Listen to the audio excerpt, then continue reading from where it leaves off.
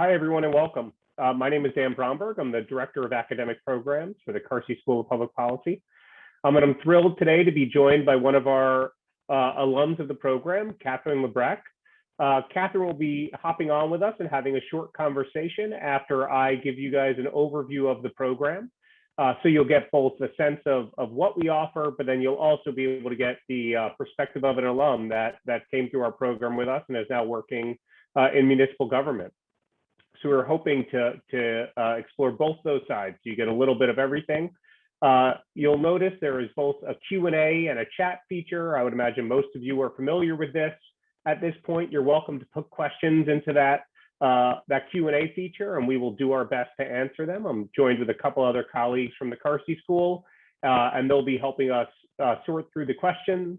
So please feel free to populate some. And with that said, I will get going on the presentation. So why the Carsey School? The Carsey School really does offer a number of features beyond just our academic programs. So our academic programs are certainly one of the reasons that we're hoping you would join us at the Carsey School, but we also have research engagement and advocacy going on at the Carsey School. We have outreach to local community groups and to local governments. And often our students across our three programs get to engage in all three of those. So for example, we have something called New Hampshire Listens, which is a civic engagement initiative. New Hampshire Listens can be found in schools, K through 12 schools and various communities throughout New Hampshire. Often our students would conduct a capstone with them or potentially serve as a fellow with them. So really the goal is that our students are integrated across all of the aspects of the Carsey School and not just isolated in our academic programs. We do offer 4 public service master's degrees. We have a Master's of Public Administration, which is now fully online. We have a Master in Community Development, a Master in Public Policy, and then we have a dual degree, which is a Master's in Public Policy and a JD. So those of you that are interested in law school are able to combine the two of those. So the Masters of Public Administration is really what I'll focus on a bit here, and this is the program that Katherine has gone through with us. Really, it's prep for management positions, right? And you're gaining really valuable leadership skills and some tools, right, to make real change. At the same time, you're building local networks, right? So most of our students are mid-career professionals who are working in the public and nonprofit sector. So you're getting exposure to your fellow students and the worlds that they work in. You're gaining these skills and you're prepping yourself for those next steps. What I would also say is that a lot of our faculty are already in those networks as well, working in both nonprofit and government. So opening up their networks for you and helping you explore how you can get involved in their networks as well. So what does it take? There are now 2 programs that we offer associated with the MPA degree. We offer an executive MPA degree, and we offer our more traditional MPA degree. Both of them are online. The only difference between the two is the executive MPA is for those of you that have 5 years or more of public or nonprofit experience. And for those of you that are really just getting started out, you would go into the traditional MPA, which requires 2 more courses. In total, you're looking at 4 basic core required courses, 3 advanced core courses, and then depending on which program you're in, a set of elective courses. There's also an MPA capstone experience.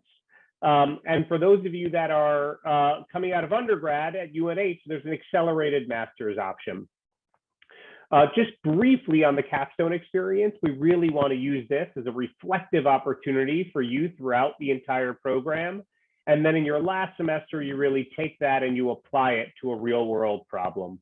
It has shifted a bit since the program's been online, and we really have tailored it towards our online students and how we can make it work for our students, engaging in both a real world problem, but also using this entire experience to help reflect and think about your growth as both a professional and student while you're in the MPA program. This is what a typical degree plan looks like. And it doesn't necessarily matter if you were to start in the fall or the spring. You could do either one of those. if you take a look here, a traditional semester is now broken up into 2 different e-terms. They're both 8 weeks each. So one would start in the fall. Our e-term starts mid-August, and then e-term 1 would end in the beginning of October. And then a second e-term would start, and it would start mid-October and end mid-December. So what you're getting is, within a traditional semester, you're actually getting these 2 e-terms that allow you to fit in more courses. And therefore, you get to complete your degree in a shorter period of time. We typically recommend students to take 2 courses at once. So you could pair, say, this core class here, this foundations class, and you could pair that right over here with one of these elective classes. Right, and typically you'll see always there's going to be a core class and then some electives that you could take. And if you look, some of these electives are actually going to be in other programs, either affiliated with the Carsey School or directly within the Carsey School. And that brings you, right up to the end over here with your capstone experience. So like I said, there are 5 e-terms. For the executive program, there are 10 courses that are required. So in total, if you were to go 2 every e-term, you finish in those 5 e-terms. So you would go from that August straight through to July, and you would be done with your executive MPA. If you were staying in for a little bit longer, you'd probably finish in December of the following year. So either way, a relatively quick experience, but we believe a really high quality experience for our students. There's also opportunity to pair these programs with other programs at the university. So we've mapped out 5 different graduate certificate programs that you could pair your degree with. So for example, if you were interested in data science, you might take a 4-course data science graduate certificate, use those as your elective courses and potentially a statistics course in the MPA program. And without any more time or any more money, you end up getting 2 credentials and going out onto the market with both that MPA degree and then that certificate really adds value to you in the marketplace. And obviously you've expanded your skill set in a pretty efficient way. Just to give you a sense of our alum, here are 3 of our alum that are out there doing pretty wonderful things. And there's a whole bunch more out there. Our MPA program is, I want to say, pushing around 700 alumni, 650 alumni, something like that. And we're always happy to help connect our students to our alumni. And we're also happy to connect incoming students, those of you that are considering our program, to our alumni, so you get a decent sense of the opportunities that are available for you. So what does it take to apply, and what does admissions look like? So you need your transcripts, obviously, from your undergraduate institution. You're going to do a personal statement, some letters of recommendation, your resume. For the MPA degree, we do not require GREs. And for the MPP at this point, the truth is that due to the pandemic, we've actually been waiving that requirement as well. And then there is a small application fee. Tuition varies, obviously, from in-state and out of state. It's a 30-credit program for the executive program, so it's basically $785 per credit hour. I will say that the Carsey School does offer Carsey scholarships. There are also fellowships for the MPP and MCD students, and other educational awards that we offer with a number of partners. And let me just show you some of our partners right now.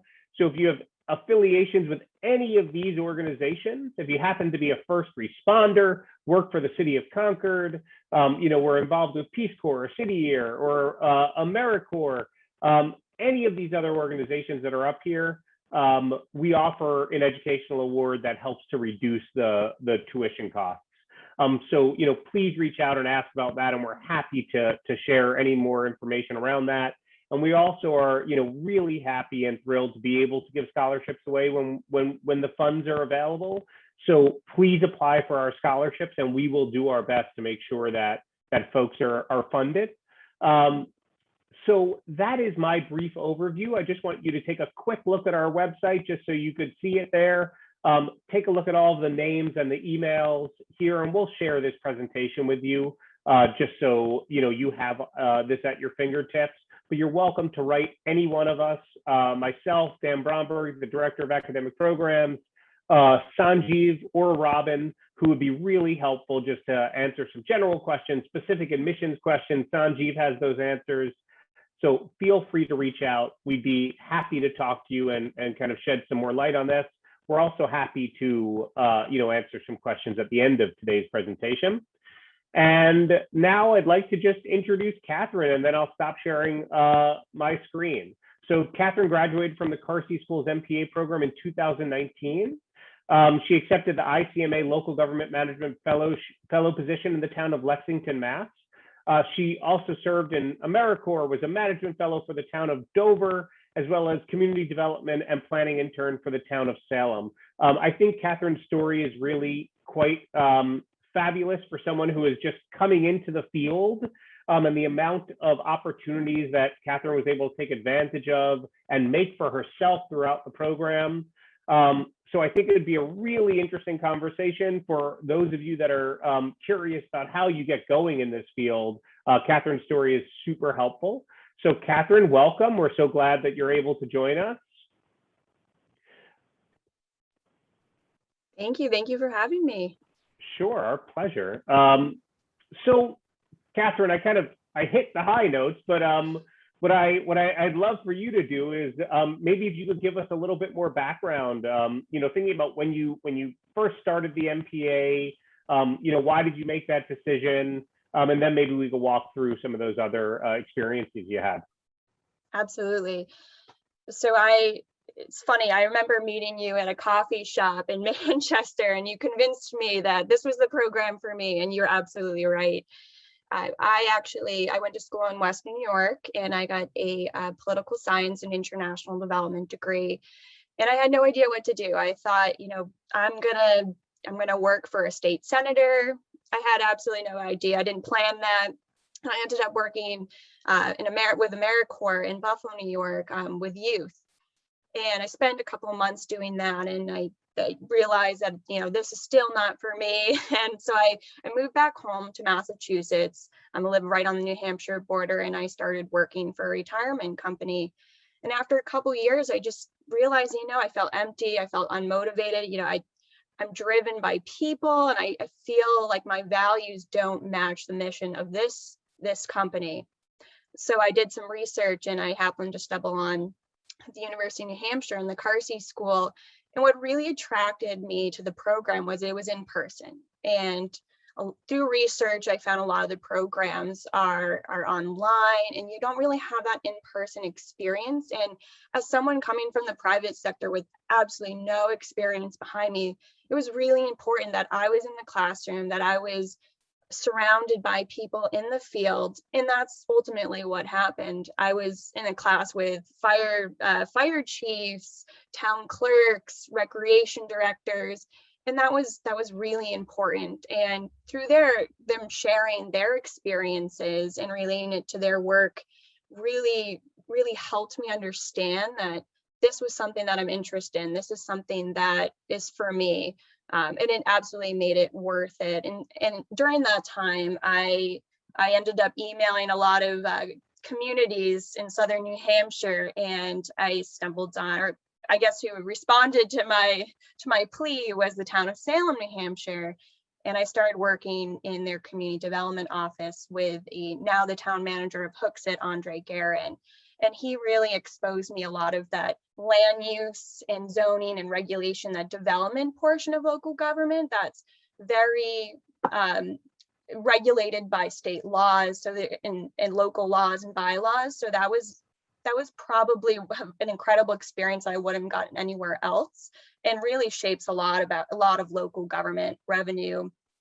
And then from there, simultaneously, I was also working in the city of Dover, and I applied for the New Hampshire Managers Association, a fellowship that they had, and I was placed in Dover.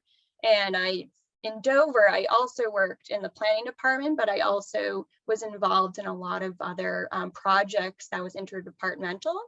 And I got exposure to a lot of, I would spend time with a lot of their senior management team, understanding what their day-to-day is like.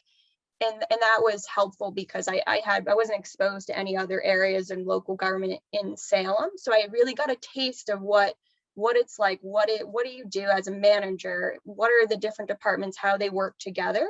And so that was really important to me. Fast forwarding a couple years, I actually applied for the ICMA, which is the International City Management Association. For those who don't know what that is, it's a organization, a professional organization that city and county town managers are a part of. And so they share resources, best practices. And so through that, I applied for their fellowship program. And that was a very competitive and intimidating experience, but I was actually placed in the town of Lexington through interviewing with communities across the country through Zoom, what we're doing now. So that was different for me. And I chose to be in Lexington. I'm from Lexington. I knew a lot about the rich history of the town, what their initiatives and goals, and I was also familiar with the town meeting form of government. So that was ideal. And so from there, from my program, I transitioned right into that role, and I've been there ever since, and I love it. Yeah, awesome. Thank you. That's super helpful. I mean, I think there's so much in what you just said that is, applicable to people who are trying to get into this. So a few things. I mean, first, our students, most of our program at this point really is online. So it's a flip from when you were there, but our students still get to engage both, so there are opportunities to take in-person classes if they'd like them, but they still kind of get to engage in that rich network, in the classroom. So, I obviously teach in the program. We would meet online once a week, and it would be a Zoom screen just like this, and same experience, right? There are just these just a rich array of experience from, folks who have been in the Coast Guard to folks that work for the National Guard to folks that are in local or city management to folks that are in nonprofit management. And the learning that goes on in the classroom is really what always stands out to me. And it sounds like that was part of your experience, that learning from your colleagues was really a big deal. Absolutely. And so in some of the program or some of the classes were online, and even still through posting our answers to questions and having that dialogue online was still a way for me to capture and understand what is going on in everyone's jobs and sharing their professional and personal experiences. So absolutely. Yeah, really cool.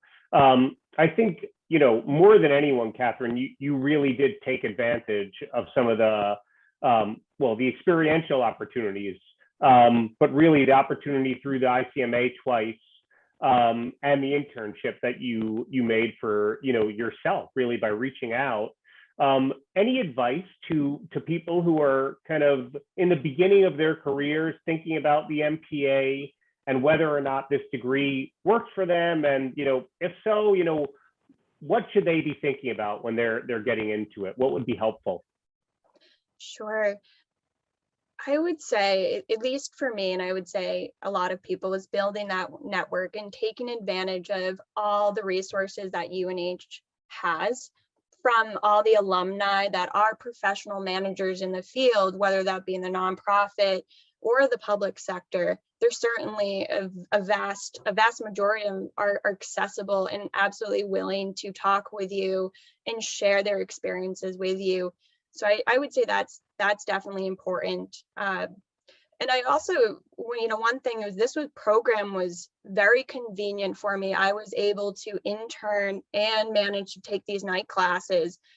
I never had a problem. I didn't feel overwhelmed, and I felt professors were extremely supportive because they are practitioners. They're all working in the field for the most part, and so they understand they're coming after their work to teach us. And I think understanding that is, especially for people that are working in the field right now, I think that's important to know that everyone accommodates you. So I feel like that was really important for me. And I felt that all the way through the 2 years that I was in the Carsey MPA program. Yeah, I think that's great. It's it is what we strive to do, is to, you know, recognize people are balancing a whole bunch of things throughout their lives. You know, our courses are still obviously offered in the evening. You know, most of them are actually asynchronous, so students could kind of really jump in whenever they want. And then we offer these online sessions, Zoom sessions, that are always in the evening, and rarely required, to be honest. We kind of put them out there. And what I would say is, you know, I put out a session, 85 to 90% of my class shows up, you know, whenever there's a session, but there's always enough turn that everyone's getting exposure to the course material. Yeah, and our faculty are, you know, for the most part in the field working, and they recognize that students are doing the same and trying to balance that. I'm looking at the clock, and I want to make sure that there's enough time for some Q&A. Anything else you just want to leave our audience with, or shall we get to the questions? Leave it up to you. Yeah, just real quick, you know, thinking back on my time and the courses I took in the program, I have fallen back on most of the material, you know, the theories that I've learned. And it's funny, I remember taking the foundations class. I'm like, I'm never going to use this. This is so high level. I don't understand. This is not what Dan told me. And you know what? I loved it. I absolutely do. And I apply that in my thinking and my work every day when I think about how do we make government more efficient? How do we make it more, how to make our services more equitable?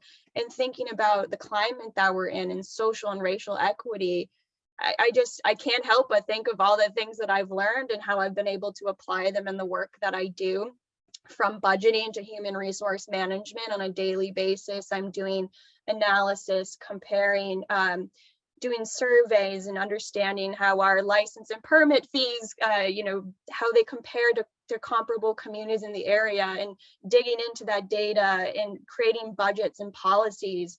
I really felt like this program just prepared me in so many ways that I never imagined. So I definitely, you know, thinking back on, I'm so glad that I said yes, and to you in that coffee shop that one day. So I'll leave. That's great. Leave time for questions. That warms my heart, Catherine, to hear that. That's great to hear. You know, we really do our best to try to give you tools that we think are applicable. And yes, you know, there are theory courses, and the goal really is to give our students a foundation to stand on, right? So here is the theory. We know that you're not going out and thinking about theory every day, but if it's somewhere in the back of your mind, you know, then it's something that you know you could stand on when you're making those decisions. So I'm glad that it remains applicable and it's something you think about. And thank you for jumping on with us. Let's see if there are any questions out there for either Catherine or for myself about the program, anything along those lines. Hi, Dan, there are a few questions. One is about the MPA. It says, for the executive MPA, would I be able to take just one course per term to keep a light workload because of work? Yeah, sure. So this is Robin. Robin is joining us. So Robin is super helpful in answering questions and working with students on their the process as they're kind of coming into the program and then engaging with students all throughout their time. So yes, no question. I mean, you could take any of our programs at your own pace. You know, so if it's typically what we say, if a student wants to take one class at a time, what we say is, yes, go ahead, take that one class at a time. And then you'll get a sense, you know, you'll feel the rhythm, whether or not you could pick up that second course. And if you don't want to, that just means, you know, you set the pace of your program and we work with you to make sure that you're getting the courses you need. So completely up to you how you do that. Great. Another question, one for Catherine, is how many hours per week did you dedicate to your coursework on average?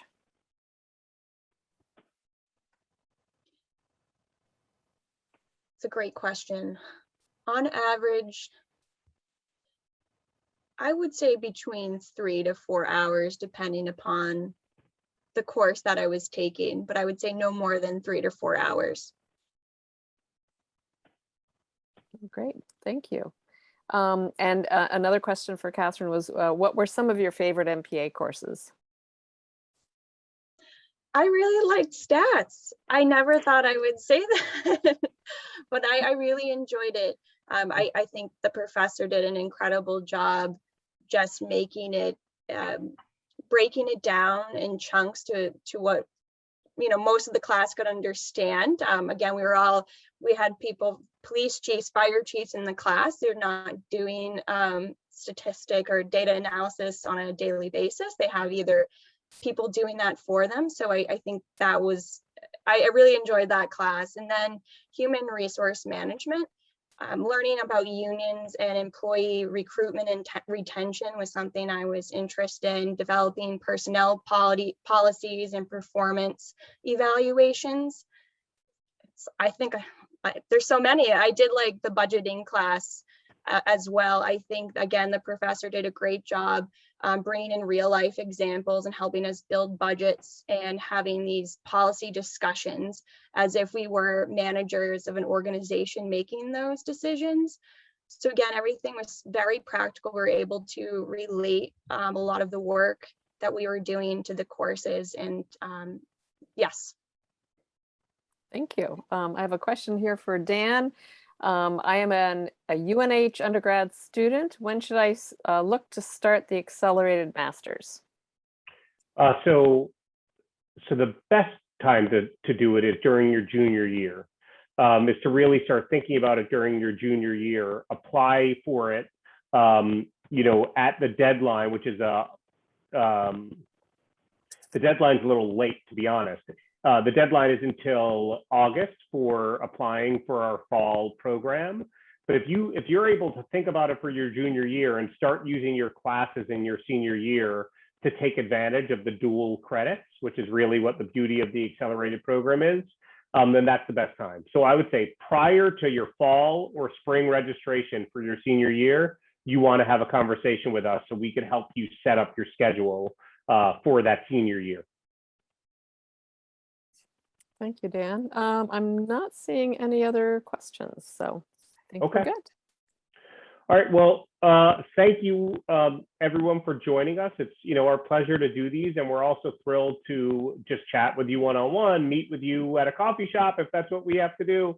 More than happy to. Obviously, times have changed that a little bit these days, but we're more than happy to jump out there and chat with you, make it convenient for you. And, you know, I really, Katherine, just want to thank you so much for joining us tonight. Such a pleasure to chat with you and have you on. And, you know, it's great. I'd love to hear that, you know, the program had an impact on you, and it's still something you think about as you go about your career. So thanks. Congratulations on all your success. We're thrilled that you're having it. And we look forward to maybe having you back in a couple of years and learning more about where you're at.